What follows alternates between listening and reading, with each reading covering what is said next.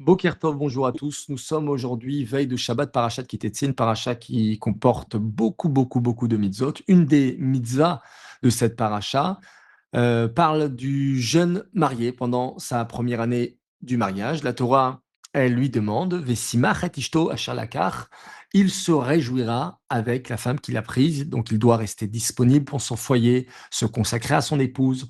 Le Targum, Jonathan, il comprend cette idée-là de se réjouir avec sa femme, de vivre ensemble, de construire ensemble, d'apprendre à se connaître. Parce que l'amour profond demande du temps. Pas seulement le coup de foudre, s'il y en a, du départ, pas seulement waouh, elle est extraordinaire, waouh, il est formidable. Ça, c'est le début. L'amour que la Torah cherche à construire, c'est autre chose. C'est arriver un jour à sentir, avec toi, je suis moi, tout simplement. Avec toi, je suis en sécurité. Tu m'as vu fatigué, tu m'as vu stressé, tu m'as vu heureux, tu m'as vu dans les bons jours, m'as vu dans les moins bons jours, et tu es encore là, petit à petit. Il n'y a plus besoin de jouer un personnage. C'est pour ça que le Sefer HaChinuch, il insiste sur cette première année de mariage. Il faut vivre beaucoup ensemble, parce que ça permettra de construire cette familiarité, cette confiance, cette connexion, cette communication, cette sécurité. On dit comme ça, hein, que lorsqu'on se marie, on plante un panneau comme on le fait lorsqu'on fait des travaux et on marque Sakana Kan Bonim, danger, ici on construit. La première année, entre guillemets, elle est dangereuse parce que tout se joue dans cette première année. Si on arrive chacun à être soi-même, à comprendre l'autre, à comprendre et décoder les émotions de l'autre, alors eh bien, on peut construire véritablement un foyer, un, un lieu de paix, un lieu de calme, un lieu où, après avoir affronté toutes les dangers, entre guillemets, du monde, on ferme la porte et je suis moi, tu es toi, on est nous.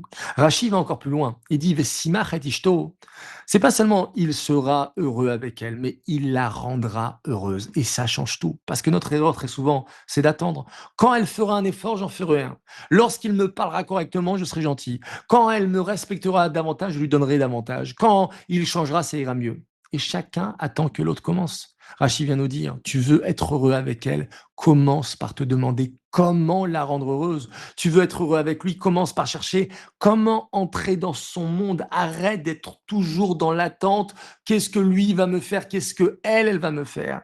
Il faut construire son couple. Et chacun, il a cette clé. Chacun, il doit comprendre qu'est-ce que l'autre a besoin. Et pas forcément de vouloir donner pour donner. Ah, mais tu vois, je lui ai donné ci, je lui ai donné ça, et je participe à ça, et j'investis du temps sur telle et telle chose. Mais comprends que peut-être que tu donnes ce que tu as envie de donner, mais qu'est-ce que elle a envie de recevoir?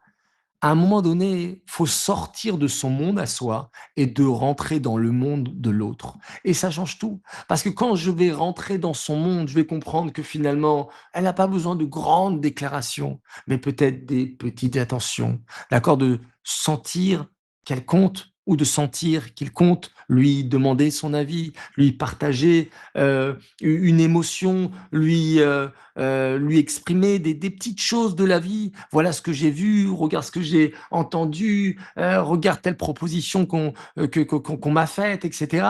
Et lorsqu'on arrive à construire notre communication par des petites choses, d'accord, de la vie, alors forcément, lorsqu'on va parler de grandes choses, eh bien, on aura toute notre attention. Et ça, c'est très important qu'une femme a besoin de se sentir regardée, qu'un homme a besoin de se sentir respecté. Et quand chacun, il comprend le besoin de l'autre, et c'est pour cela qu'il faut s'asseoir, la première année, bien entendu, mais ça peut être la 10e année, la 20e année, parce qu'un couple se renouvelle à chaque instant de la même manière qu'Akadosh Baruch Hu, mais Chadesh Betuvo Bechol Yom Tamid, il renouvelle son monde à chaque instant. Nous-mêmes, on est en train de renouveler notre couple à chaque instant. Et même si les premières années ne se sont pas passées comme il faudrait, on a cette possibilité, parce qu'on vit toujours l'instant présent, de pouvoir attraper un moment et de se dire, voilà, viens, on fait un point. L'idée, c'est quoi? C'est de vivre ensemble, de construire ensemble, que moi, je sois moi, que toi, tu sois toi, que ça soit un endroit de paix, un endroit de sérénité, un endroit d'amour. Donc, viens, on essaye de se comprendre. Quel est ton besoin? Quel est mon besoin? Et à partir de là, se crée un véritable amour. Voilà, qu'on puisse chacun d'entre nous renouveler notre amour pour, à l'occasion de cette paracha, Kitetsé. Shabbat shalom lekoulam.